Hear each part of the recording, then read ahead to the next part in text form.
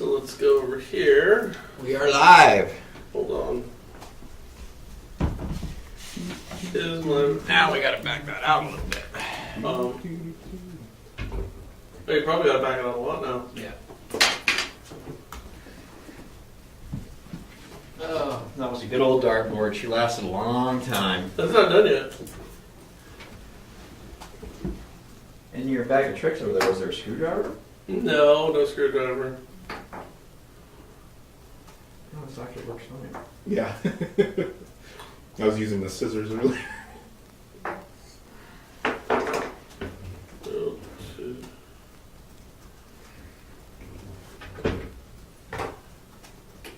Be proactive. Alright. Supposed to get this. You ever have where you're supposed to get like a message out and it's like late on Friday and like midday through Friday, like, yeah, I'll do that. Alright, I'll do that. And then like you just forget. Yeah. Does that ever happen to you? All the time. Do you feel like a dick? Yeah, I do. Let's see it. Here, I'll do it. It just needs a little bit more out. There, come on, Frank. You give it to me. I hate when people do shit like that. I've got the answer. You know. Just give it to me. It's a screw. Ooh, that's real loose. Yes, I mean. That's like falling out loose. Well, that's not good. It's not going to work. All right, let's see. Well, We can trim down the pads a little bit. Oh, you can screw it in a little bit more. Yeah, put it in a little bit more. Make it I safe. can screw it in a lot more. Okay, good. All right. Yeah, so I had this thing last Friday where LO called me and he's like, "Hey man, I'm thinking I want to make a move. Can you help me out? Do you know anyone?" So I called a couple people. I'm like, "Yeah, I got this. I can help you out." And he just gave him a number of different names, and then like I told him I was going to get back to him on Friday, and I didn't. You know how that goes. You just feel like a dick.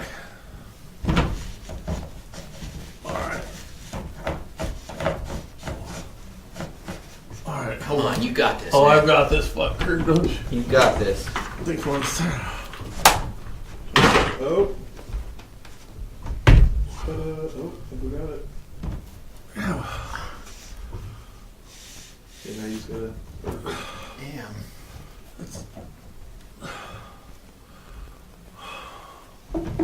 Let's see how it feels. This is, so one of my friends told me, never be your own doctor. Never be your own doctor. Do what you're good at. The shit you ain't good at, go hire the person who's good at it and have them do it. Doesn't that make sense? Yeah. Never be your own doctor. So this is good enough. So anyways, how was your weekend, Frank? It was good. Uneventful. Oh, you know what I got to do, though? That was super cool. What's that? So, I'm just practicing. Yeah. I'm always doing convoluted guitar deals, right? Uh-huh. So I managed to sell a couple of guitars to go buy one that I wanted.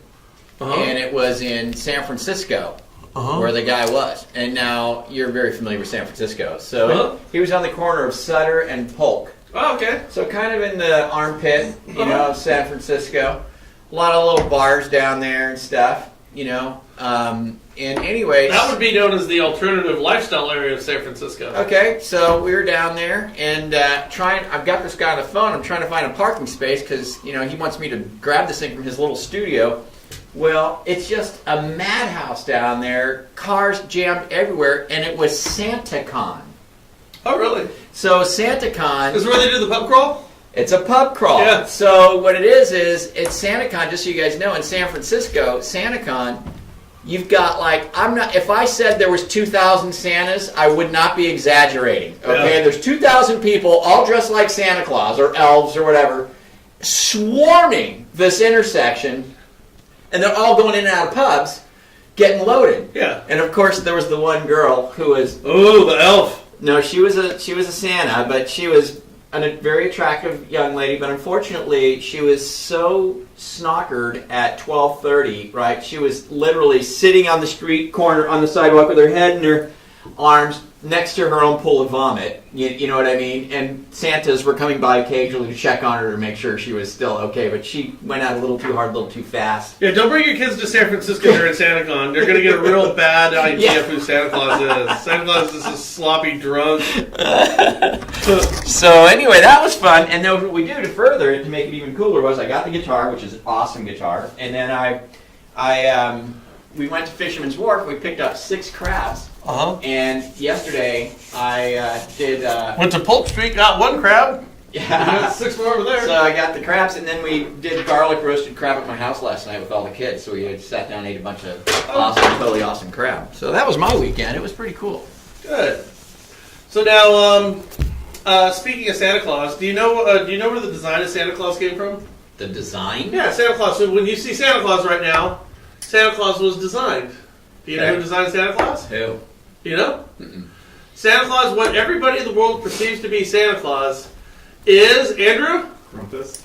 No. Not The Krampus. Santa Claus. How Santa Krampus Claus looks nothing with like the red Santa on, Claus. the big belly, the hat, all the bullshit. Oh, Who designed him? old Saint Nick or whatever? It's got to be like some sort of a Hallmark design. It's worse. Disney. No. It's got to be something like that though. Oh, yeah. Some commercial. And the early- Pepsi, Coca-Cola. Coca-Cola. They did? Yeah. That makes sense. Everybody. So our most There's Coke's colors. our largest celebrated holiday in this country, which is based around this guy named Saint Nick, that we all perceive is Coca-Cola. Interesting. So I was watching this thing on Coca-Cola, and then of course they were the biggest cola, right? Yeah. In the world, Pepsi at that time had like 3% share, 6% share. So when World War II broke out, the CEO of Coca-Cola said, "Damn it, I'm going to make sure that every GI fighting overseas has a Coca-Cola in front of them every day." And so what he ended up doing was he ended up getting having Coca-Cola be exempt from sugar rations. So they rationed everything during the war. Oh, but not Coca-Cola, huh? No, they were exempt from sugar rations, so they could make all the formula that they wanted. So all their competitors, they couldn't do it because they were rationed. Not only was Coca-Cola not rationed, but it was considered that they lobbied the United States government to consider Coca-Cola to be an intrinsically vital American supply. And so the United States government shipped Coca-Colas to every GI in the world. Then what happened is because now you know what Coca-Cola does. They don't bottle. So Coca-Cola doesn't bottle shit. They don't bottle their own stuff. Okay. They sell syrup. So then they sell the syrup to the bottlers. And they produce it. The bottlers and the distributors. That's how they're all over the world. We don't bottle it here. They sell syrup. So when they were going through and Pat was beating his way through Europe, okay, the Coca-Cola was setting up bottling plants. And Along the way. Along the way, right behind, to give them to all the U.S. troops, but also to give them to the other ones. Now, this is interesting. It showed Nazi rallies. They've got enjoy Coca-Cola with the Nazis. I'm dead serious. I'm dead serious. So they were already pushing their overseas markets, right? But then during the war, that's when it truly became the largest global brand the world has ever known. Coca-Cola. War was the greatest thing in the world for Coca-Cola. Isn't that a trip? And for American capitalism. It's all American capitalism. So when everybody comes back here, they think, I want a Coke. Now anybody overseas, when you think of things that are good and wonderful, you know, the 50s, the United States, the liberators, everybody wanted a Coke. Now here's the other one. So the Coca-Cola, all right, so this will be the last part of it.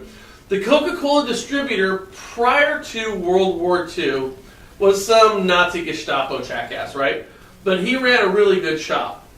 Well, then of course during the war there became a point when Coca-Cola had to pull out. Mind you, they didn't want to. They were just as happy selling Coca-Cola to Nazis, right, as American troops. The enemy's money is just as good as the American money. Yeah. So anyway, so he ended up losing his Coca-Cola license, but he still had this bottling plant.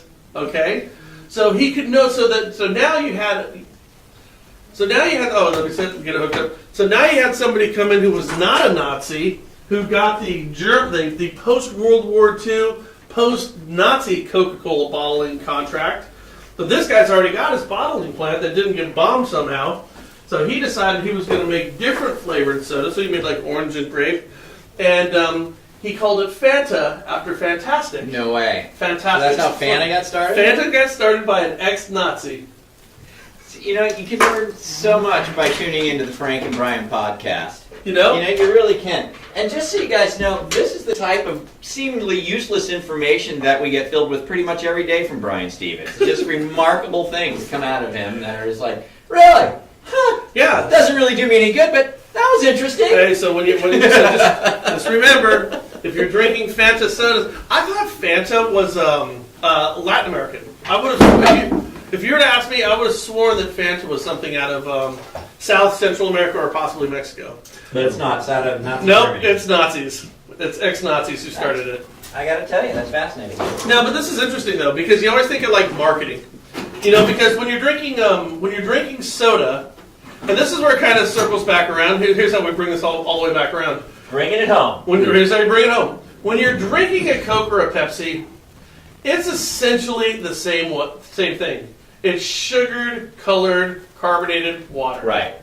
And I don't give a shit if you say you're definitely this pro-Coke person or this pro-Pepsi person.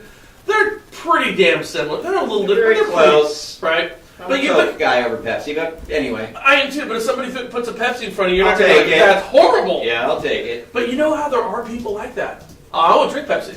No, I'm a Coke guy. I won't drink Pepsi. I mean, there are people who are like that. Sure.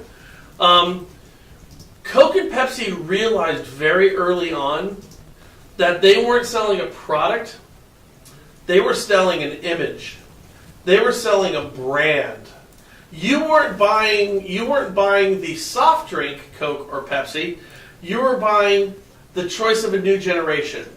You were buying, which was Pepsi's. You were buying. I'd like to sing the world a song in perfect harmony. You were buying the wholesomeness, and by the way, white family. Of Coca-Cola. Yeah. I mean, they very deliberately built their brand. You're buying a brand. You weren't buying a product. They're the first two companies to really, really, truly understand this. I get that. Because keep in mind, so you have Coca-Cola who had 85-90% of the market, and you know what screwed that up? Do you remember this? Now if you're like under the age of 40, you might as well just tune us out right now. But if you're over 40, you'll get this. Remember when Pepsi came out with the Pepsi Challenge? Yes. They came out with a Pepsi Challenge, and they went into all these grocery stores and all these. They're like blind test. They were blind taste testing. What do you like better? And people liked Pepsi more than Coke.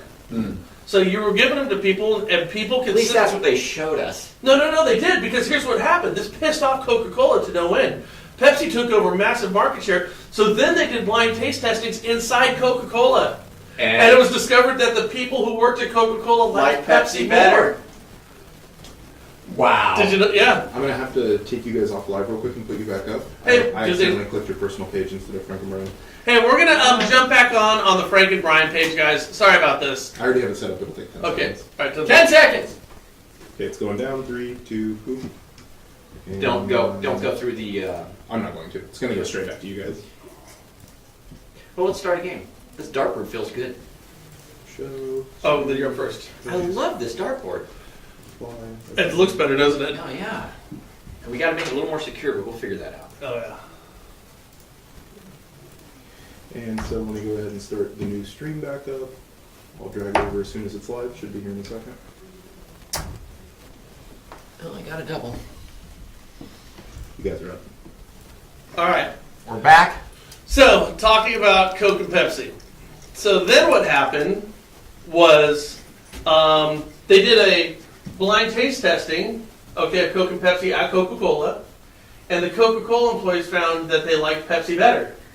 So this was in the 1970s. So they started working on a new formula Right. for years and years and years. And then in 1984, they came out with New Coke, which was supposed to taste more like Pepsi. And you know what happened? Even so, keep in mind, the blind challenge, take the Pepsi challenge, people did like Pepsi more. Coke changed its formula to be more like Pepsi. And then people had a complete meltdown. Right, over changing the formula. A massive meltdown. Right. I mean, huge. I mean, it was...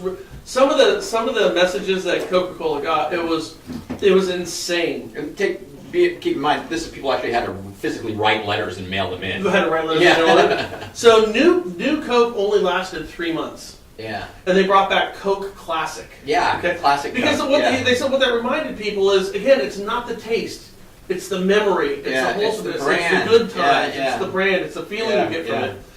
So there's a big belief that Coca-Cola did this whole thing intentionally because their sales shot through the roof after that, and that Coke Classic took over even more market share from Pepsi. Oh, I see.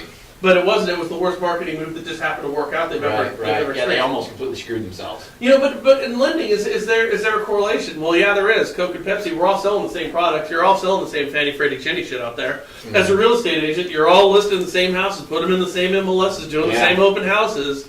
You know, we always talk about this. What distinguishes lender A from lender B? What distinguishes realtor A from realtor B? Mm. You know? Yeah, it really does come down to, the whole branding thing.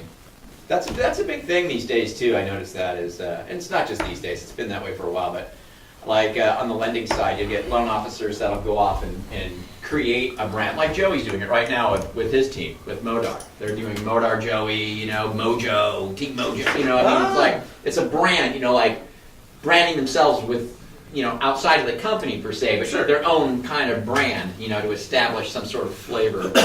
Well, I mean, I think that's what all the good agents do.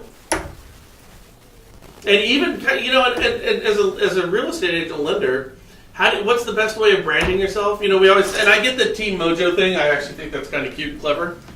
But you know what the best branding? You know how you're branding yourself the best as a real estate agent or a lender? It's how you conduct yourself amongst other people. Okay. You know what I mean? All right. How you conduct yourself? How you conduct yourself. That is amongst other people. Yeah, that's your brand. So, for example, like I said, Pam Watson. What do you think of her? I think she's awesome. Right. How come? Because she's fucking Pam Watson. Yeah. Right? No. Yeah. Now, what do you think of LMT? LMT. Oh, no thank you. Why? Because it's LMT. Right. You know what I mean? Yeah. That's a brand. It's almost a branding yourself. The best branding yourself where people have a good, feel about you is how you conduct yourself. Okay, there's definitely how you conduct yourself, but to the people that have never met you. Okay, let me ask you this. Yeah. All right. Pam Watson. Yeah. Do you think she gets a lot of referrals from her past clients, family, and friends? Yeah. How come? Because I know how awesome she is. Yeah. But I know her personally. No, well, I know her personally too, but you know what? I remember. Okay, so I remember when Pam Watson, remember when you had these asset managers like in 2009 and 10, where like one real estate agent, I have 900 listings. Yeah. None of you have shit, but I got 900. Right. I remember Pam Watson she wouldn't do it. Mm. So she could have all this money doing all these listings. She goes, I won't take more than like 8 or 9 listings max. Can't handle them. She goes, no, I can't do the service I'm supposed to do. So even like when you had like the feast or famine days of the asset managers, when people would take their brand and throw it out the window for profit, I mean, there's another guy over here, Coldwell Banker, guy by the name of Glenn, and who had a great reputation, and 2 years later his reputation was crap. Yeah, everybody hated him. Yeah, because seriously. But you're talking brand, but you're really talking reputation. Well, brand is reputation, though, in a way. I mean, as far as it goes to real estate lending. Yeah. What are your thoughts, though, on creating your brand for those that don't know you? Ooh, triple. Good. You know what I mean? So there's lots of things you can do graphically with imagery and that type of a thing to, instill a certain sensibility of who you are. You know what I mean? In establishing your brand for people who don't know you. Like you said it with Coca-Cola, they invented Santa. They did, right? It's like that whole Santa thing. Was a great way to get people to know them outside of having drank the product. You know, I mean, so there's something to be said about. It's kind of twofold. The material that you put out. Well, it's twofold because you see, like, remember they used to sell advertising on the shopping carts? Yeah. And it was like a huge amount of money to have your face on the side of a shopping cart. Right. And they said, well, it's kind of like Coca-Cola. You just want to get your brand out there. You're not going to necessarily get business from it. It's just a reminder. Yeah. I always kind of it's like doing ads on the radio. It's like you never get anything from it, but people hear you. They hear you, But do you think that really works? I mean, on a small I don't level. know. I mean, no. I think on a small level, you're better at hand-to-hand combat on a small level. Yep. You know what I mean? If you're if you've spent the time and the years to develop a great brand and develop a huge book of business, now you can do it a little. You can explore more of the 10,000 foot view sort of marketing and advertising, where you don't necessarily need to get a deal from what you put out. Okay, so I always notice, like in our local market, we had a realtor named Rusty Simmons. Now I know Rusty Simmons, and so when I would see him on the benches at the bus stops and on the back of buses and shit like that, Rusty Simmons does a lot of business. Now, did Rusty Simmons do a lot of business because of his branding, or did he do a lot of business that allowed him to afford the branding? It's a chicken or the egg. I think it's number two. I think he did a lot of business that let him afford the branding. You're new in the business. You're not going to have the money to spend on anything like that. You've got to spend it on, a Zillow lead, and hope you convert it. Well, and I think if you're an established person, in the business, and you get your face out there, then other people might say like, oh, hey, there's Susan. Oh, there's Jim Porter. For when he's already established because he's been in the industry for so long. Yeah. Maybe that's an effective tool. But for the new person, I think going out there and branding yourself. Now, what about this one? Guys, I'd like to hear what you have to say about this. How do you feel about real estate agents putting their face on all the marketing? It's like their face becomes more important than the house. I mean, is it necessary for a real estate agent to have her picture or his or her picture on everything? I think if you're going to get into personal branding, if it's not your face, it has to be a consistent logo. You know what I mean? Something like that. There has to be some sort of image that people can identify or just could recognize. So if it's not your face, let's say you got a face for radio and you don't want to put your face out there, then you have to have some sort of a logo or something that remember, Right. Place with clever ads. You remember the chicks in Sacramento, the hot chicks that did the billboard? They were down here. Or were they? Yeah. Yeah. They were in Dixon. Yep. They were in Dixon. Yeah. Yep. What did they do? They did some crazy ad where they're all dressed up, all risque or something. I can't remember, like in lingerie or something. I don't remember. It was shocking. Let's put it this way. So they had like these 5 real estate agents at this small brokerage, and they're all, I guess, pretty good-looking girls. And so basically, me and Frank did polls on this. It was when we first started doing Think Big Work Small. Every guy loved the advertising. Yeah. Every woman hated the advertising. Didn't you just bust on that one? No. Oh, I thought you did. No. You got all 3 on that? No, I got 2 singles. I'm a 2 on the 17. It's hard to see. I'm not cheating, dude. Is that it? It's in on 18. In on 18. All right. So how do you guys feel about branding? Lori Noble, what do you think? Oh, Lori Noble's out there. That's Man, Lori Noble. Remember, she did our coaching, I think, years and years ago. Yeah. I think Lori, isn't Lori? I want to say she lives in Virginia. I can't remember. Or West Virginia. But yeah, Lori. Oh, we got Joey Evans.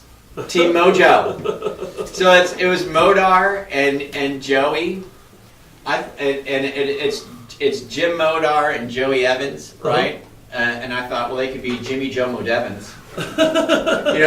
Separately, they're Jim Modar and Joey Evans, but together, they're Jimmy Jomo Devins. That's you know good. What I mean? I like it.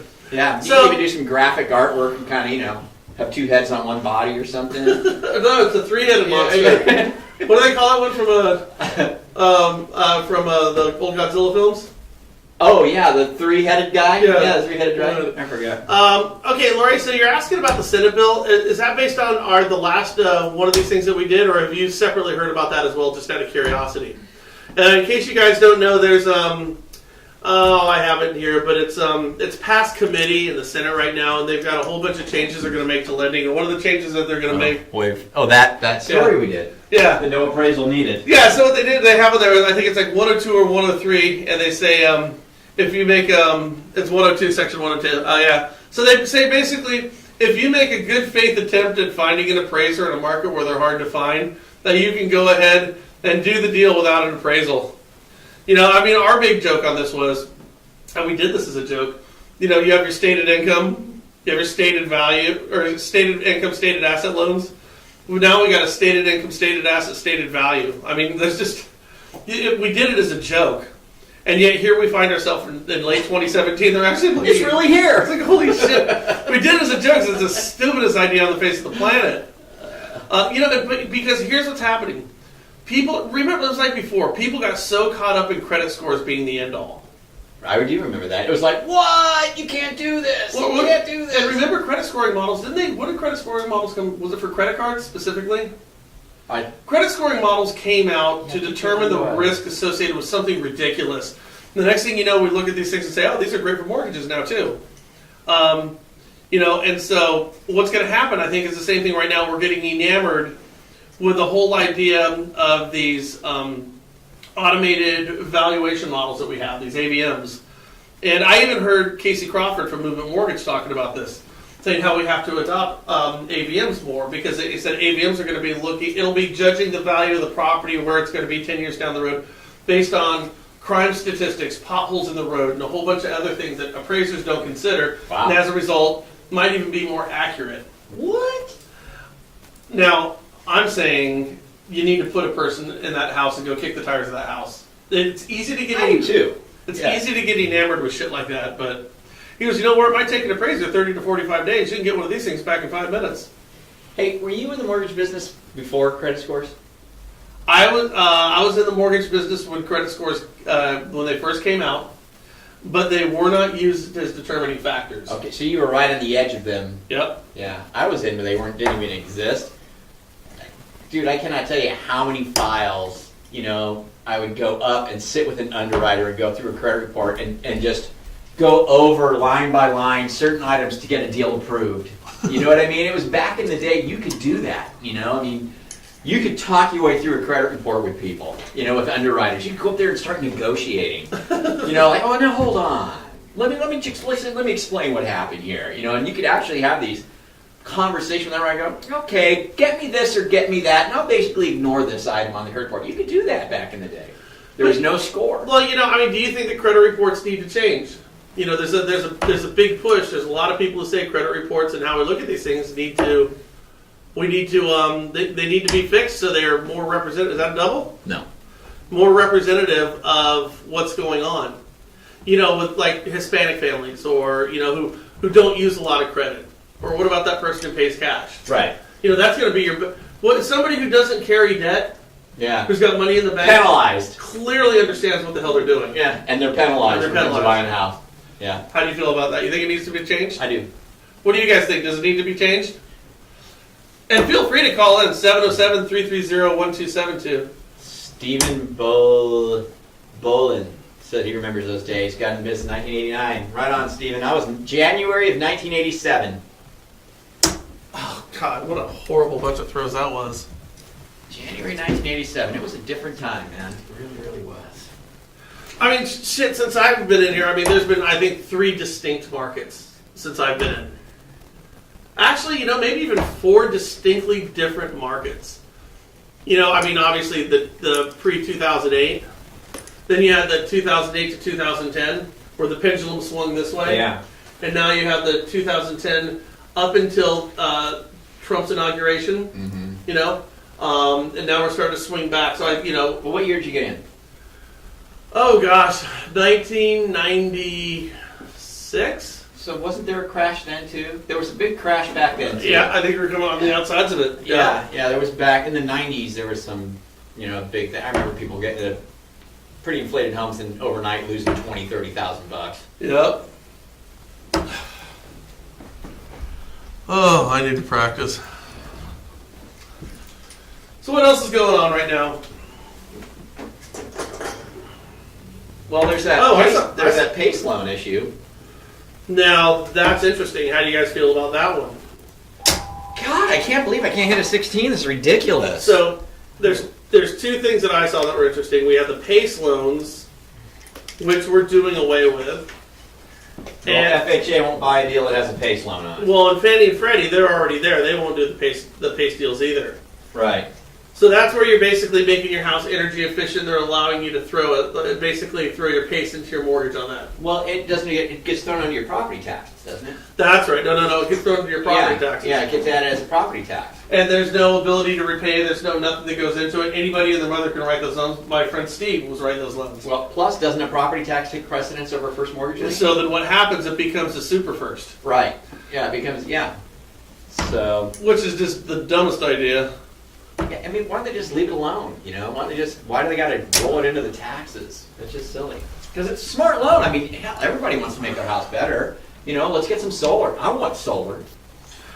Well, I mean, you want solar, but especially us, we're in a state where we get an idea that this is a good idea, okay, and then we run with it no matter what, okay?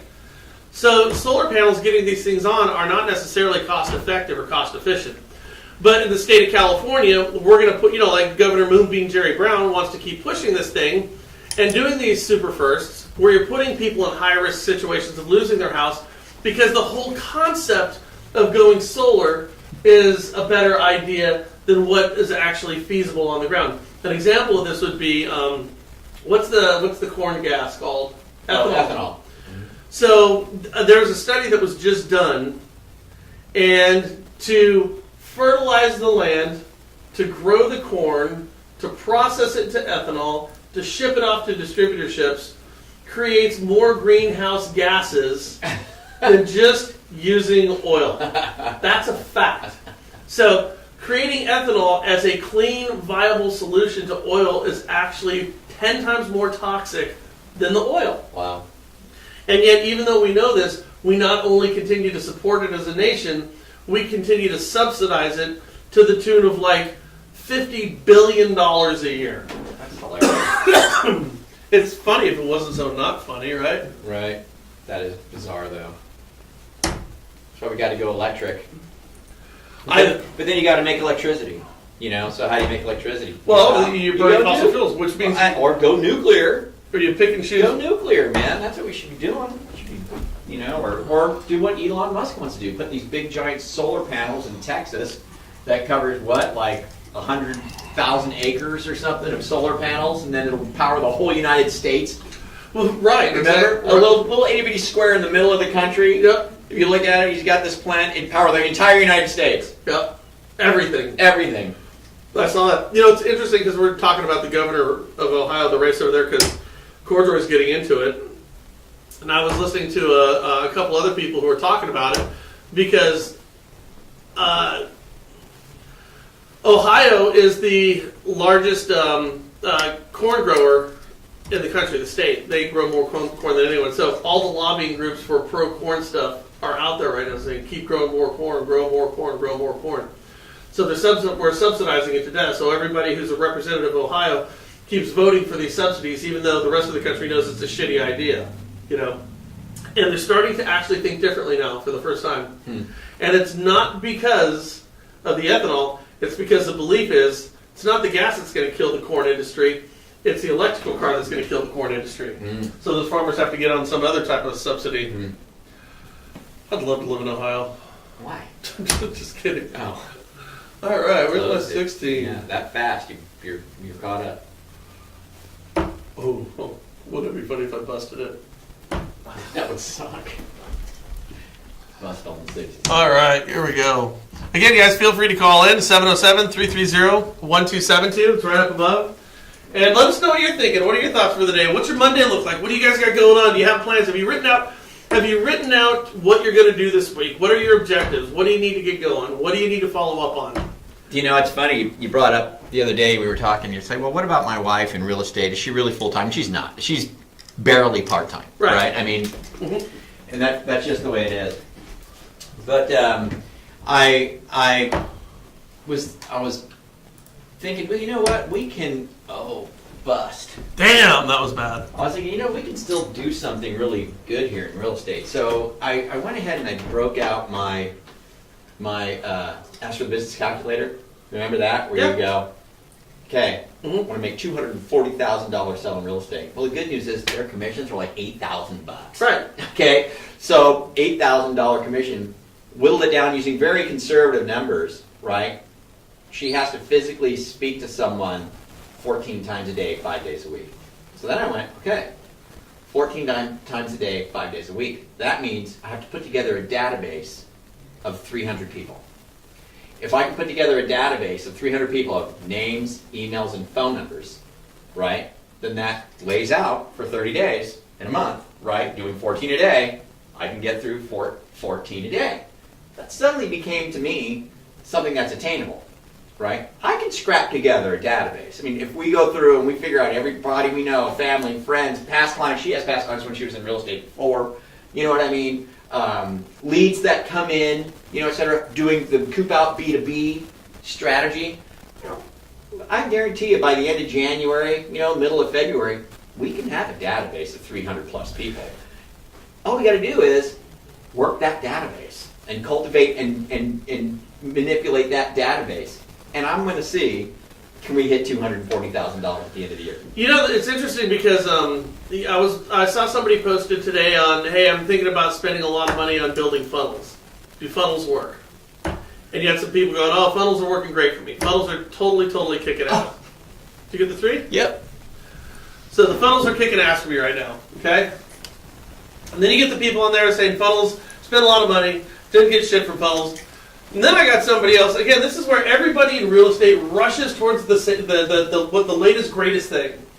And then somebody saying, well, funnels are overused right now. So like as a consumer, you're going to click on one thing, and you're going to understand you're being put in the funnel. Right. Now, oh great, now I'm in 9 fucking funnels. Oh, this is wonderful. Yeah. Great. So anything can get like beat in the ground. Mm-hmm. And the only thing that consistently works, the only thing that it's timeless, right, is working your database. Yep. That's the only thing. And physically speaking working the database, physically speaking to your database is what I say. It's timeless. Yeah. So it's like what we did the other day with the variable of tens. Right. The more your commission, the more the people that you're going to have to talk to in order to get that conversion. Right. If you're selling real estate, yeah, you're going to have to talk to a lot of people. But boy, when you get it, you get paid handsomely. Yeah. That's interesting. Oh, you know what the best tool for this is? Coop Out. You need to build a database? Right. Coop Out. I know we're using it. Yeah. I'd sit down, because what I would do is I'd sit down there and I'd go into a business and say, hey, like what you say, I'd like your database to buy a house. I want everyone in your database to buy a house, and I'd like to be that real estate agent. And say, here's what I want to do. If you can help me do that, I'm going to get everybody in my database to buy tires from you. Yeah. To buy a mattress from you. To buy, flowers from you. Yeah. I mean, B2B is killer. If you could do, if you spent an hour going out establishing B2Bs every day for a month, you'd be done. I think really with Coop Out though, and with the B2B marketing, the way that Coop Out works, and even any other thing, but I think the sweet spot is 60. So I'm going to count Coop Out for 60 people, because then the Coop Out system, then I can post 2 coupons a day, which I don't think is overwhelming or overbearing. So 2 coupons a day, but that's also 2 of my phone calls on my 14 a day. Every time a coupon posts, I make the phone call. So that's 2. That's 2 of the 14. Okay, so all right, stop. Let's say that you send out a coupon for a tire rotation place and a flower place. Okay. Yeah. So that would come in the same. Would that come in 2 separate emails or 1 email? Well, it posts to social sites, so it'd be 2 separate posts. Okay. And then somewhere there's, would you like to see all my other local discounts? It's on all of them. Okay, well then, there's nothing wrong with that. That's perfect. Yeah, that's what I mean. And you're only posting two a day, so it's pretty cool. And then you make 2 phone calls a day. And then, by the way, I think when you designed this, you weren't even thinking about tagging. At this point. Oh yeah, you could. You could tag people in a post. Hell yeah, you could tag them. Yeah. Is that in red? Yeah. Damn.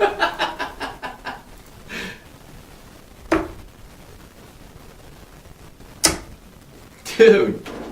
Oh, nice. Red and Dude. All right. This will be the greatest comeback in the world right here. You could do it.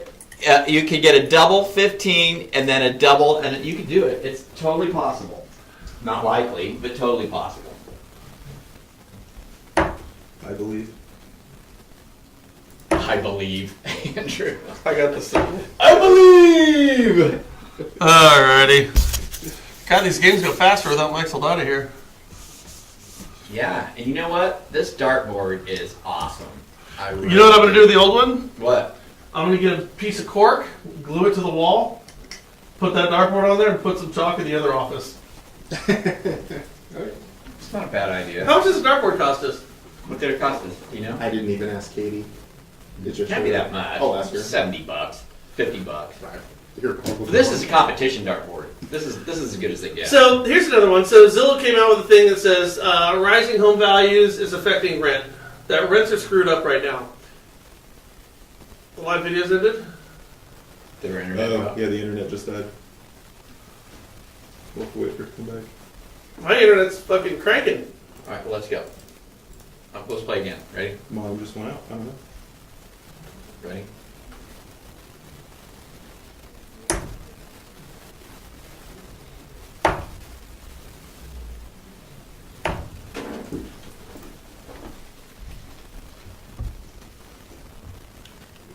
Dude, can you believe that I got that bullseye that fast? That was a good one.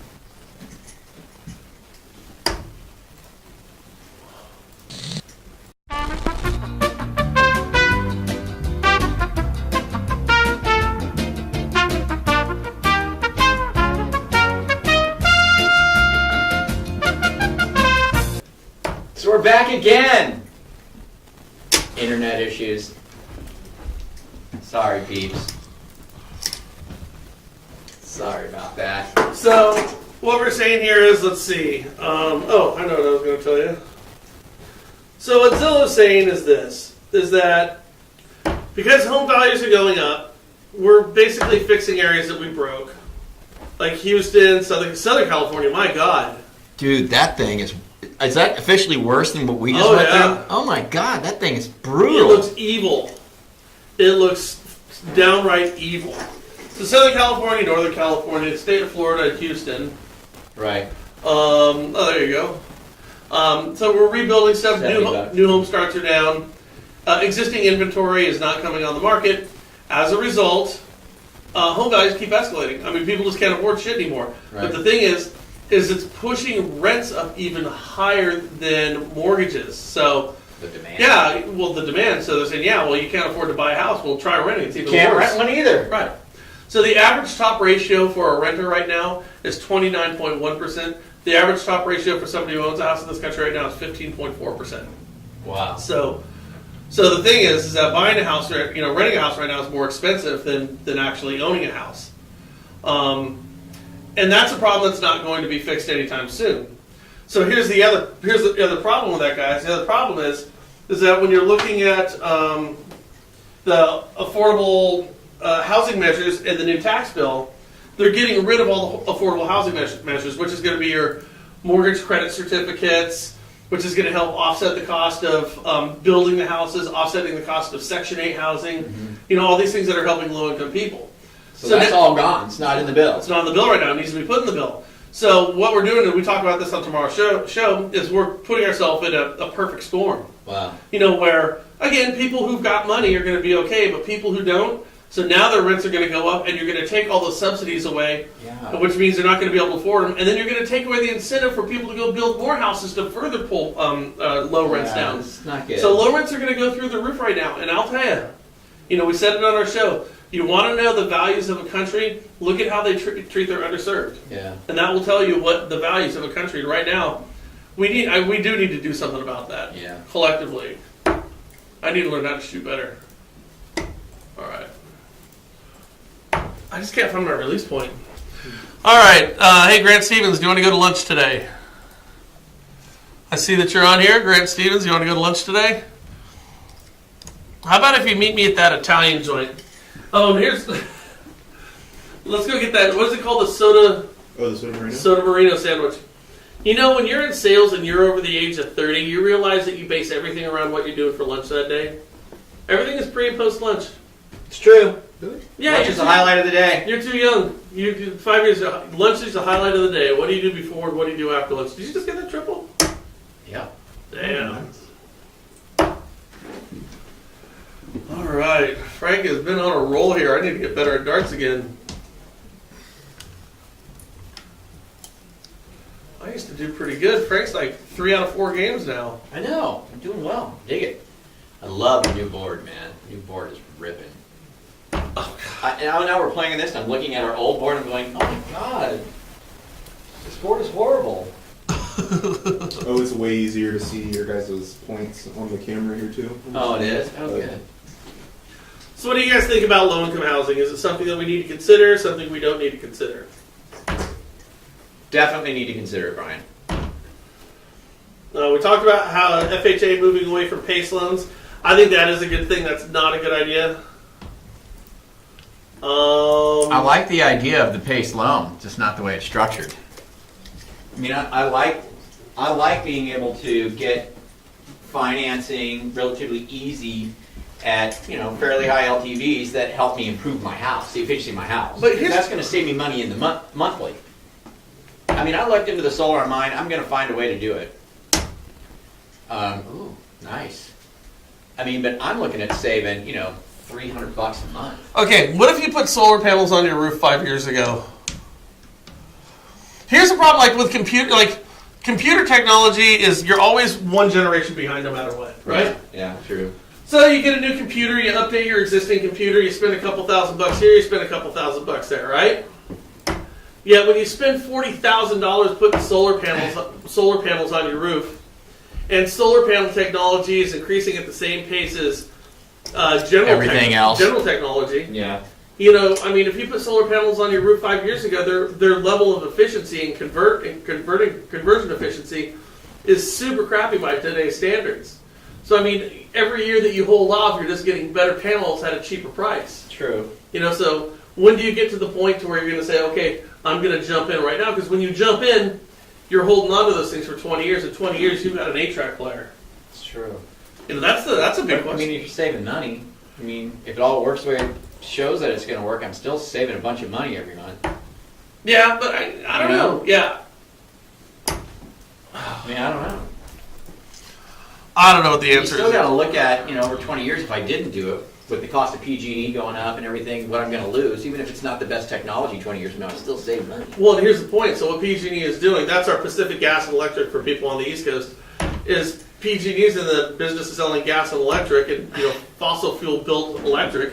So you know what they do? Fewer people are using their product, they're charging more for it. That's what's going on. Huh? Yep. Oh, Yeah. God. I just love the idea of doing the Elon Musk thing, get some solar panels, one of those batteries, you know what I mean, or maybe two, and I'm done. just loading up the house with my own electricity, and I like that idea. I do too. But even with those, because like LG and Panasonic, they're doing those solar panels too. Or excuse me, the battery packs. But the thing with Elon Musk battery packs is you have to convert them. So you have to convert from AC to DC. When you get like LG's battery pack, you don't need to do that. And when he gets that super plant up and running, the cost of battery packs is going to come way down. Well, you're just getting a converter, right? So that you go solar into your battery and it's DC. Then when it comes out of the battery, it just converts. You have a converter that converts it. That's not a big deal. It's just a converter. Well, except for it's a couple $1,000 and it's for the unit. Yeah. And that converter is the only thing that you're not going to be able to put in yourself. So you're going to have to pay a couple $1,000. That's not the only thing that I'm not going to be able to put in myself. But they're saying the complicated part of the process is that converter. Yeah. So when you have like an LG panel, it just goes in AC, comes out AC. Yeah. Oh, really? Yep. There's no converter there. So this is just technology coming out this year. So it goes in. It would go in DC and come out AC of the battery. Yeah, but you don't have a So the converter's built in the battery. Essentially. Yeah. So, but again, this is technology that they're doing right now. Where is that going to be, 2 or 3 years from now? Yeah, or like you said, 20 years from now. Yeah, 10 years from now, the batteries are going to be 10 times bigger, cost a tenth as much as they do now. You're going to put a little thimble on the top of your house about the size of a quarter, and it's going to completely power your house full of AC for the next 20 years. Well, and what they say is nobody's going to be, it's better, nobody's going to be on a centralized server. Yeah. That's why in years past you have a tree that falls down over in Ontario and all of a sudden all of New York's got no power. Right. If everybody's on their own system, you might lose here and lose there, but you're not going to lose everything. They liken it to this. So if we tried to bring communication to the Kalahari Desert or out in the middle of the savannah, okay, that meant if you had to run telephone poles thousands of miles across those deserts. Not too easy to do. But now all you got to do is put up one of the transponders and give people cell phones, and you're done. So now you can have somebody in the middle of the desert who can actually speak to anybody around the world, and you don't have to run all the infrastructure. It's the same thing with energy. How much is this going to change the lives of rural poor people? Well, now you don't have to run electrical lines everywhere. You give everybody a damn power pack and solar panels that convert at a high ratio, and then all of a sudden we're bringing power to the most remote areas of the world. What does that mean? That means clean water. That means electricity. That means heat during the cold. It means cold during the heat. You know, the standard of living goes through the roof. I mean, this could prove to be one of the largest breakthroughs in civilization. So it's kind of neat. It is neat. Yeah. But at the end of the day, Yeah. I still want my panels. So yeah, we're going to be able to let somebody in the middle of the Savannah Desert talk on a phone while they're looking at lines, sitting in an air-conditioned house drinking clean water, and you think your job as a loan officer is safe. I got out there looking at the lines and tires in the middle of the jungle and desert's going to be writing your loans out here in California. Well, the good news too is we get all those people on Facebook. Thank God. Thank God. By the way, did you know this? That Facebook has more members than any country has a population? Well, yeah, that would make sense. Facebook's got a larger population than the most populated countries in the world. Yep. So theoretically, Facebook's the largest country in the world. Yeah. Bigger than China. It's Bigger pretty than India. insane. Isn't that crazy? It's insane, dude. And they're looking at how do we get the next billion. They're gonna do it. The next billion. The next billion. And think about that, being able to, and they could easily, and they do regularly, I can now message billions of people. Yep. Anything I want to message. Yep. And what they do is, so what are you thinking? That's what they ask you. Everything you type gets put into a database so they see exactly what the hell you're thinking to find the best way to market to you. Yeah. So they're marketing. There's a survey or a study that just came out, and here's what they've discovered about Facebook. Here's the one thing that we know for sure about Facebook. That for happy people, Facebook makes them more happy, and for sad people, it makes them more sad. Really? Yep. It's an echo chamber. Just Yep. like Reddit. Yep. What'd you call it?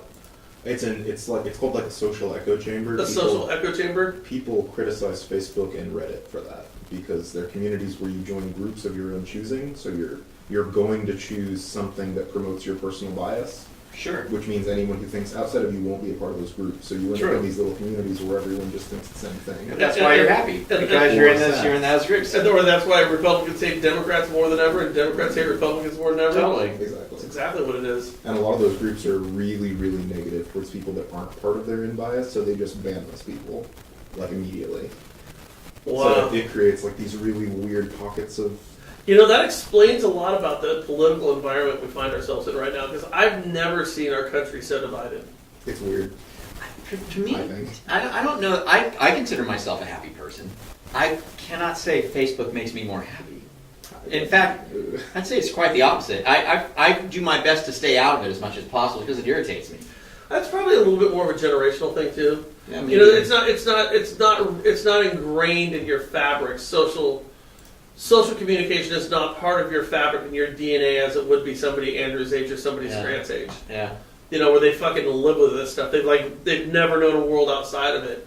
Where they would oftentimes rather communicate through social media than they would by speaking face to face. So I think the older you are, the harder it is to have that total commitment and connection. Yeah.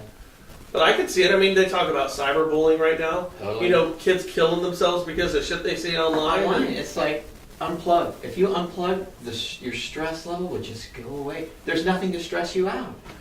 You know, a whole lot less. Okay, all right, but here's the deal. Go find a 20-year-old kid right now.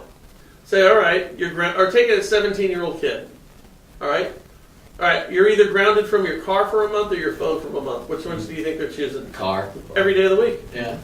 Every day of the week, because this is more important than actually being able to drive out in the real world. Yeah. Great Oculus. Yeah. 3D. You know what I mean? Bizarre. They would rather lose their car. It's crazy. I don't get it. It's craziness. Such is life. Let's get out of here. All right, guys, we're going to motor. We'll try to be a little bit more focused tomorrow. We still would want you to call in more. We get you guys every now and then. That's always the best. Make sure 11 o'clock you jump in. We'll try to get this internet thing fixed, working out. And if you're here with us for the first time, go ahead and like the Frank and Brian page so you'll know when we're live every day. And again, we look forward to hearing some of your stories in the future. Thanks so much. We'll talk to you. Bye.